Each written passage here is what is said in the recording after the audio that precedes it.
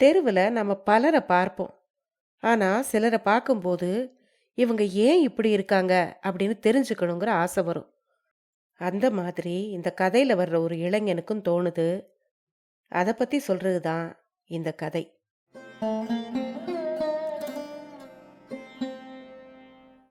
அனைவருக்கும் வணக்கம். நீங்கள் கேட்டுக்கொண்டிருப்பது கதை ரேடியோ தமிழ். திரு நா. பிச்சமூர்த்தி அவர்கள் எழுதிய அரை பைத்தியம் என்ற சிறுகதையை தான் இன்னைக்கு நீங்கள் கேட்க போறீங்க. இந்த சிறுகதை வெளிவந்த ஆண்டு என்னன்னு தெரியல. கதை ஆரம்பிக்கிறதுக்கு முன்னால சேனலுக்கு வந்திருக்கிற எல்லாருக்கும் என்னுடைய அன்பான வரவேற்புகள். இப்போ வாங்க கதைக்குள்ள போகலாம். கடத்தெரு முனையில் பலாப்பழக்காரி கிழிஞ்ச வாழை இலையை வச்சுக்கிட்டு ஈய விரட்டிக்கிட்டு இருந்தா. இதெல்லாம் 2 அணா, அதெல்லாம் ஓரணா அப்படின்னு அவளுக்கு பக்கத்தில் உட்கார்ந்துருந்தவன் விலை சொல்லிக்கிட்டு இருந்தான். நான் அந்த பக்கம் திரும்பின வினாடியில தான் அந்த பையன் என் கண்ணில் பட்டான். அழுக்கடைஞ்ச செம்பு பாத்திரத்தை போன்ற நிறம், மேலே கிழிசல் நிறைஞ்ச ஒரு சட்டை, இடுப்பில் ஒரு ட்ரௌசர்.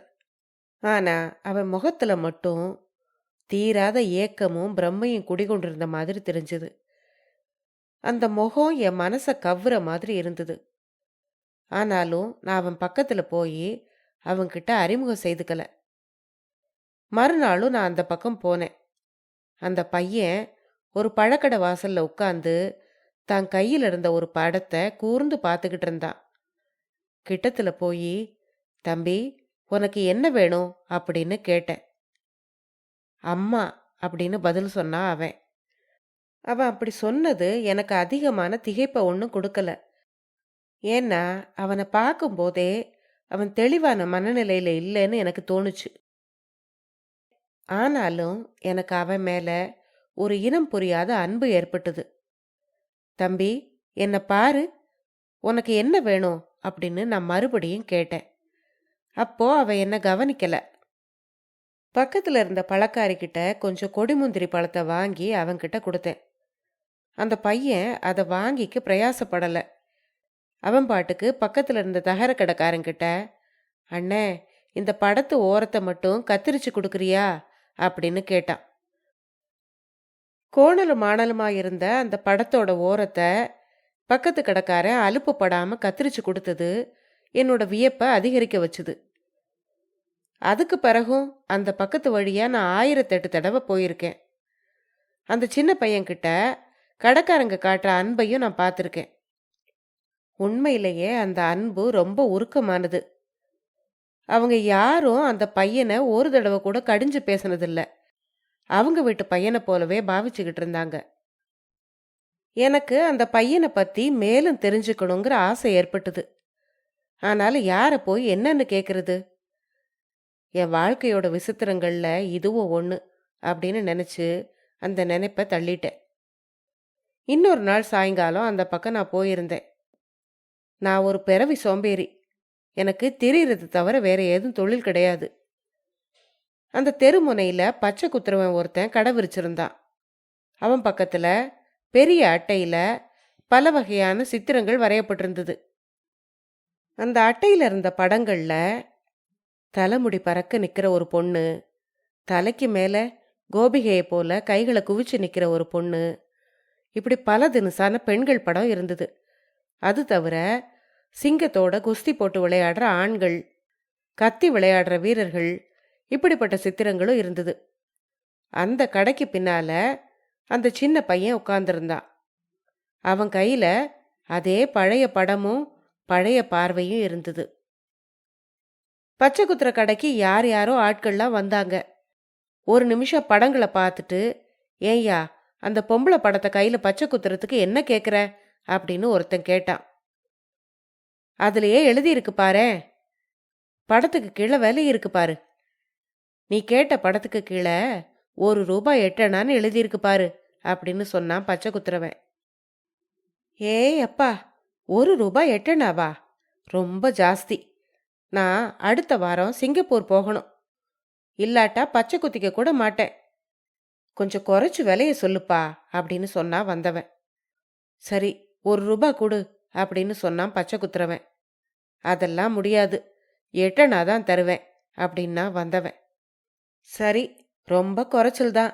ஆனாலும் என்ன செய்யறது? உட்காரு உட்காரு அப்படின்னு சொன்னான் பச்சை குத்துறவன். ஆமா, இந்த பச்சை குத்துறது ரொம்ப வலிக்குமோ அப்படின்னு கேட்டான் வந்தவன். கையத்தான் நீட்டி பாரேன். சைனாவால குத்த போறேன். வலியே இருக்காது. சாமிக்கு அலகு குத்துற மாதிரின்னு நினைச்சிருக்காப்புல இருக்கு அப்படின்னு சொன்னான் பச்சை குத்துறவன். சைனாவால குத்த போறியா? அப்படின்னா என்ன அப்படின்னு கேட்டான் வந்தவன். அந்த கவலையெல்லாம் உனக்கு எதுக்கு?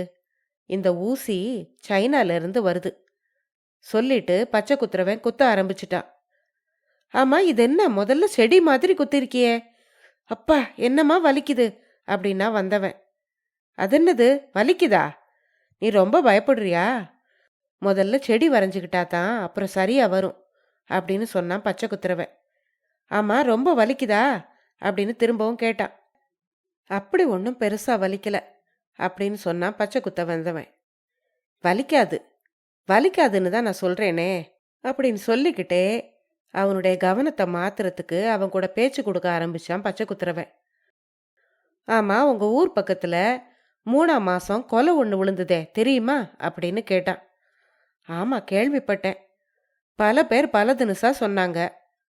தற்கொலைன்னு சொன்னாங்க, அப்படியெல்லாம் இல்லைன்னு சொன்னாங்க சிலரு. பொம்பளை விஷயம்னாங்க, அப்படி இல்லை சூதாட்டம்னாங்க சிலரு. ஆமா, அதை பத்தி எதுக்கு கேட்குற அப்படின்னு கேட்டான் பச்சை குத்த வந்தவன். அந்த கேஸ்ல போன வாரம் தீர்ப்பு சொல்லிட்டாரு அப்படின்னு சொன்னான் பச்சை குத்திக்கிட்டு இருந்தவன். ஓ அப்படியா? ஜட்ஜு என்ன தீர்ப்பு சொன்னாரு அப்படின்னு கேட்டான் பச்சை குத்த வந்தவன். இரு இரு சொல்றேன் அப்படின்னு சொல்லிக்கிட்டே பச்சை குத்துறவன் அவனுடைய கையை திருப்பி காண்பிச்சான். அடடே, என்ன இது? பொம்பளை ரவிக்கைக்கு சிவப்பு கலர் குத்தலியே. பேச்சு பராக்கில் நானும் கவனிக்காம விட்டுட்டேன் அப்படின்னு சொன்னான் பச்சை குத்த வந்தவன். இங்க பாரு, எனக்கு தெரியாதா? எல்லாம் சரியா வரும். நீ கதையை கேளு அப்படின்னு மறுபடியும் கதையை சொல்ல ஆரம்பிச்சான். அந்த பொன்னி புருஷனுக்கு கொத்தம் வேலை தெரியுமில்ல. அவன் தினம் 1 ரூபா சம்பாதிச்சுக்கிட்டு வருவான். ஆனா வீட்டுக்கு வர்றது 2 அணாவோ 3 அணாவோ தான் இருக்கும். ஏன், பாக்கி கள்ளுக்கடைக்கு போயிருன்னு சொல்றியா அப்படின்னு கேட்டான் பச்சை குத்த வந்தவன். பின்ன ஏழைக்கு ஏமன் கள்ளு தானே. அவனுக்கு ஒரு மகன் இருந்தான். அவனுக்கு 14-15 வயசு இருக்கும். அவன் சித்தாள் வேலை செஞ்சு தினமும் 3-4 அணா சம்பாதிப்பான். முக்கால்வாசி நேரம் வீட்டில் சமைக்கிற சோறு பையன் காசுல தான். அவன் மேல பொன்னி தன் உயிரையே வச்சுக்கிட்டு இருந்தா. புருஷன் மேல அப்படி ஒன்றும் பிடித்தம் கிடையாது அவளுக்கு. சில சமயம் ஏண்டா இவன் வீட்டுக்கு வரான்னு கூட இருக்கும். ஏன்னா வீட்டுக்கு வரும்போதெல்லாம் ஏதாவது ரகளை பண்ணுவான். இன்னைக்கு ஏன் மீன் குழம்பு வைக்கல, சோறு ஏன் குழஞ்சு போயிருக்கு அப்படின்னு ஏதாவது சண்டையை உண்டாக்குவான். சண்டைன்னா வெறும் வாய் சண்டை தானா அப்படின்னு கேட்டான் பச்சை குத்த வந்தவன். கொஞ்சம் கொஞ்சம், எப்பனாச்சும் அடித்தடி கூட உண்டு அப்படின்னு சொன்னான் பச்சை குத்திக்கிட்டு இருந்தவன். இந்த பொம்பளைங்களுக்கே மூளை கிடையாது. புருஷன் அடிக்கிறான்னா எங்கேயாவது அவனை விட்டு போய் தொலைகிறது தானே அப்படின்னா பச்சை குத்த வந்தவன். அதை கேட்டு பச்சை குத்துறவன் சிரிச்சுக்கிட்டே, அங்கதானே வேடிக்கையே இருக்கு. வீட்டுக்கு வர்ற புருஷன்கிட்ட சண்டை போடுவாங்க. ஆனா புருஷன் வீட்டுக்கு வர நேரம் ஆயிடுச்சுன்னா இவளுக்கு இருப்பு கொள்ளாது. வாசலுக்கு உள்ளுக்குமா குட்டி போட்ட பூனை மாதிரி அலைவா. அடுத்தா போல தேடிக்கிட்டு கூட கிளம்பிடுவா. எங்க குடிமயக்கத்துல வண்டி கிண்டி ஏறி செத்து போயிட்டானோ என்னவோன்னு. கேட்கவே வேடிக்கையாயிருக்கு அவ குணம் அப்படின்னு சொன்னான் பச்சை குத்த வந்தவன். இரு, அடுத்த விஷயத்தையும் கேளு. அவளுக்கு இன்னொரு ஸ்நேகம் இருந்துச்சு. ஆனா ஒண்ணு, அவளை போல நல்லவளே கிடையாது. அக்கம் பக்கத்துல இருக்கிற எல்லாருக்கும் அவளால நல்ல ஒத்தாசை. அவளோட தங்கமான குணத்தை பத்தி பேசாத ஆளே கிடையாது. இந்த ஸ்நேகத்தை பத்தி ஊர்ல முதல்ல கொஞ்சம் பேச்சா இருந்தது.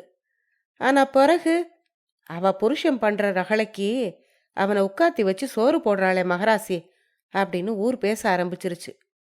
அவ புருஷனுக்கு இந்த விஷயம் தெரியுமா தெரியாதான்னு நிச்சயமா சொல்ல தெரியல. நடந்ததை பார்த்தா தெரியும் போலத்தான் தோணுது. ஒரு தடவை அவன் வெளியூருக்கு போறேன், வர 1 வாரம் பிடிக்கும்னு சொல்லிட்டு போயிட்டான். அதே ஒரு சூதுன்னு பின்னால தான் தெரிஞ்சது. நாள் ஒன்றும் விசேஷம் இல்லை. மறுநாள் ராத்திரி 11 மணி இருக்கும்.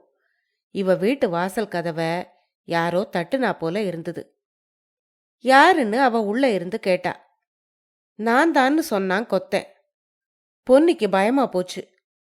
என்ன பண்றதுன்னு தெரியல. அப்போ அவன் உள்ள இருந்தான்.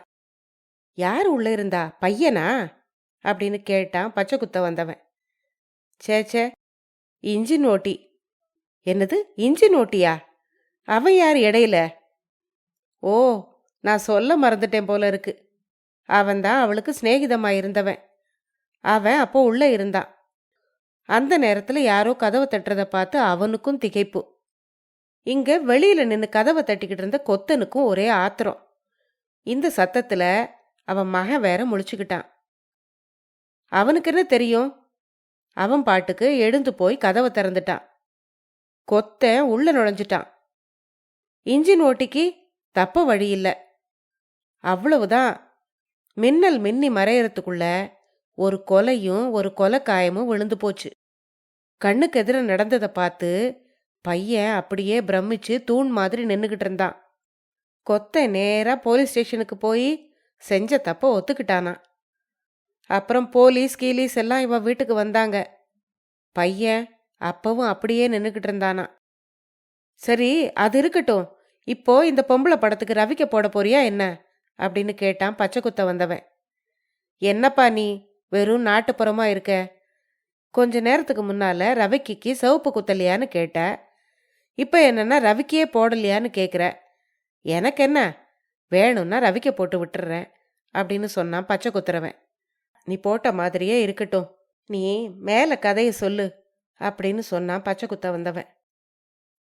அப்புறம் என்ன, பொன்னியை கொண்டு போய் ஆஸ்பத்திரியில சேர்த்தாங்க. மரண வாக்குமூலம் வாங்கினாங்க. கடைசியில என் புருஷனை கொஞ்சம் கூப்பிடுறீங்களா, நான் அவர்கிட்ட கொஞ்சம் பேசணும் அப்படின்னு சொன்னாலாம் பொன்னி. போலீஸ்காரங்க கொத்தனை அழைச்சிட்டு வந்தாங்க.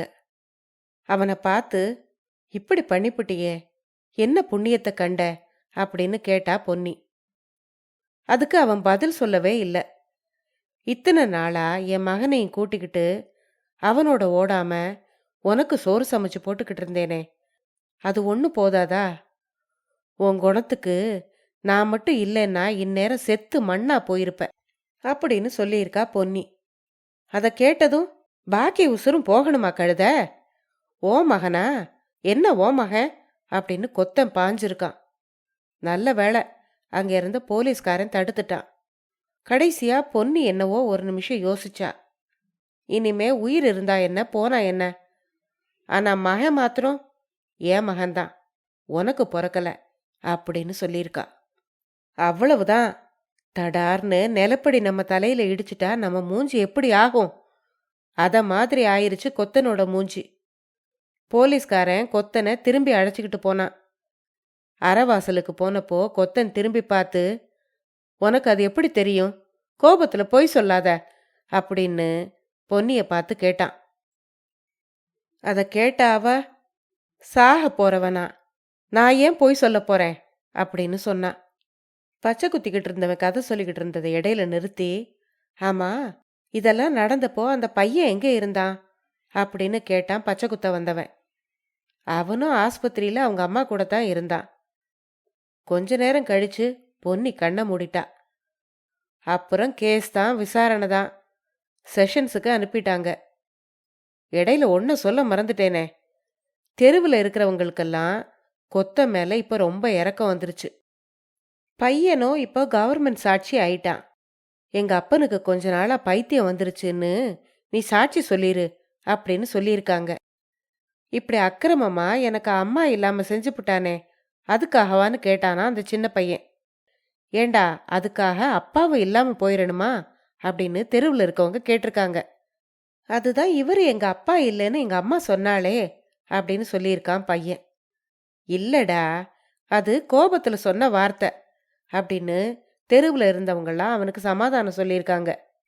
தெருவில் இருக்கவங்கெல்லாம் இப்படி சொல்லிக்கிட்டு இருக்கும் போதே போலீஸ்காரங்க நடந்தது சொல்லு நடந்தது சொல்லுன்னு சொல்லியிருக்காங்க. சின்ன பையன்தானே அவன். முந்தியே குழம்பி கிடந்த மனசு இன்னும் குழம்பி போச்சு. நாளாக ஆக பையனுக்கு ஒண்ணுமே புரியல. எப்ப பார்த்தாலும் அம்மா அம்மான்னு தான் சொல்லுவான். அவனை சாட்சி கூண்டில் ஏற்றி குறுக்கு நெடுக்குமா கேள்வி கேட்டப்போ நிஜத்தை எல்லாம் சொல்லிப்புட்டான். இப்படியெல்லாம் விசாரணை நடந்துகிட்டு இருக்கப்பவே ஜட்ஜுக்கு ஒரு சந்தேகம் வந்துருச்சு. கொத்த நடவடிக்கையை பார்த்தா பித்து பிடிச்ச மாதிரி இருந்திருக்கு அவருக்கு. ஆமா, அவனுக்கு நிஜமாவே பைத்தியமா அப்படின்னு கேட்டான் பச்சை குத்த வந்தவன். ஜட்ஜு அப்படி நினைச்சுதான் கேஸை ஒத்தி போட்டாரு. அப்புறம் டாக்டரை வச்சு கொத்தனை பரிசோதனை பண்ணி பார்த்தாங்க. டாக்டரு பைத்தியம் இல்லைன்னு சொல்லிட்டாரு. அப்போ இவன் வேஷம் போடுறான்னு நினைச்சிட்டாங்களோ என்னவோ அப்படின்னா பச்சை குத்த வந்தவன். அப்படித்தான் நினைச்சிட்டாங்க. அது தப்பு. ஏன்னா 15 வருஷமா ஒரு புள்ள தன்னோடதுன்னு ஒருத்தன் நினைச்சுக்கிட்டு இருக்கப்போ அது ஓம் புள்ள இல்லைன்னு அவன் பொஞ்சாதி சொன்னா அவனுக்கு பைத்தியம் பிடிக்காம என்ன செய்யும் அப்படின்னு கேட்டான் பச்சை குத்துறவன். கோர்ட்டுல பொய்யெல்லாம் நிஜமாயிருது, நிஜமெல்லாம் பொய்யாயிருது அப்படின்னு சொன்னான் பச்சை குத்த வந்தவன். நீ சொல்றது வாஸ்தவந்தான். அப்புறம் மறுபடி விசாரணை. முடிவுல கொத்தனுக்கு அந்தமான் தீவு தான் கிடைச்சது அப்படின்னு சொன்னான் பச்சை குத்துறவன். அப்போ பையன் அன்னையிலிருந்து அரை பைத்தியமா இருக்கான். எப்ப பார்த்தாலும் அம்மா அம்மான்னு சொல்லிக்கிட்டே இருப்பான். கையில ஏதாவது ஒரு கந்தல் சேலை, ஒரு படம், அதுவும் பொம்பளை படம், அத்தோட சுத்திக்கிட்டு இருப்பான். அவனை பார்த்தாலே பாவமா இருக்கு. இந்த உலகத்துல நம்ம எல்லாம் இப்படியெல்லாம் படைச்சு கடவுள் என்னவோ வேடிக்கை பார்க்கறாரு. நமக்கு என்ன தெரியுது சொல்லுங்க? ஆச்சு, பல நாள் ஆச்சு. சரி, வேலை முடிஞ்சுது, காசை எடு அப்படின்னா பச்சை குத்துறவன். அடடே, அதுக்குள்ள முடிஞ்சிருச்சா அப்படின்னு கேட்டான் பச்சை குத்த வந்தவன். இங்க பாரு, பொம்பளை படம் ஷோக்கா வந்திருக்கு. உனக்கு சிங்கப்பூர்ல அதிர்ஷ்டம் அடிக்க போகுது அப்படின்னு சொன்னான் பச்சை குத்துறவன். பச்சை குத்த வந்தவன் எழுந்து இடுப்புல இருந்த நாடா பைய கழற்றி சில்லறை எடுத்துக்கிட்டு இருந்தான். அது வரைக்கும் கடைக்கு பின்னால உட்கார்ந்துருந்த பையன் அப்போ முன்னால நகர்ந்து வந்து, அண்ணே, இந்தா எங்க அம்மா படத்தை போல கையில ஒரு பச்சை குத்தேன் அப்படின்னு கேட்டான். எனக்கு ஏற்கனவே அந்த பையனை பார்க்கும்போது ஏதோ பேசணும் போல இருந்தது. உடனே அவன் கிட்ட போய் படத்தை பார்த்தேன். அவன் கையில் இருந்த படம் அகமதாபாத் வேஷ்டிகளில் ஒட்டி வர்ற படம். ஆமா, இதுவா உங்க அம்மா அப்படின்னு கேட்டேன். பையன் என்னை நிமிந்து பார்க்கல. நீ குத்த போறியா இல்லையா அப்படின்னு பச்சை குத்துறவனை பார்த்து கெஞ்சினான். கடைக்காரன் என்ன பார்த்து, என்னமோ இந்த மாதிரி படங்களை பார்த்தாலே அவனுக்கு அவங்க அம்மா ஞாபகம் வருது. இந்த மாதிரி படங்கள் அவன் கையில இல்லாம நாங்க அவனை பார்த்ததே கிடையாது அப்படின்னு சொன்னான். பாவம், நரம்பு அதிர்ச்சியில மனசு குழம்பி ஒரே நினைப்பு போல இருக்கு அப்படின்னு நான் சொல்லிக்கிட்டு இருக்கும் போதே, ஏன் கடைக்காரையா, எனக்கு பச்சை குத்த போறியா இல்லையா அப்படின்னு பையன் கோபமா கேட்டான். கடைக்காரன் பதில் எதுவும் சொல்லல. உடனே பையனை பக்கத்துல கூப்பிட்டு உட்கார வச்சு அவன் கையில பச்சை குத்த ஆரம்பிச்சிட்டான். பையனுக்கு குத்துற வலிய மறைக்க எந்த கதையும் தேவையில்லை போல இருந்தது. பழைய மாதிரியே பிரம்ம பிடிச்ச மாதிரி உட்கார்ந்துருந்தான் அவன். நான் அதையும் உட்கார்ந்து பார்த்துக்கிட்டு இருந்தேன். கடைசியா பச்சை குத்தி முடிஞ்சுது. அந்த சின்ன பையன் அது வரைக்கும் தான் கையில வச்சிருந்த பொம்பளை படத்தை கீழே போட்டுட்டு எங்கேயோ வேகமா ஓடினான். அதுக்கப்புறமும் அந்த பையனை பல தடவை நான் பார்த்துருக்கேன். ஆனா இப்ப அவன் கையில படம் எதுவும் இருக்கிறதில்ல. அவனுடைய பார்வை எப்பவும் பச்சை குத்தப்பட்ட தன்னோட கையில இருக்கு. அந்த பார்வை முழுக்க துயரம் இருக்கு. அந்தி நேரத்தோட துயரத்தை போலவே இருந்தது அந்த பார்வை. கதை முடிவடைந்தது. இந்த கதையை பற்றி உங்களுடைய கருத்துக்களை மறக்காம கமெண்ட்ல சொல்லுங்க. அடுத்த பதிவில் இன்னொரு சுவாரஸ்யமான கதையுடன் சந்திப்போம். நன்றி.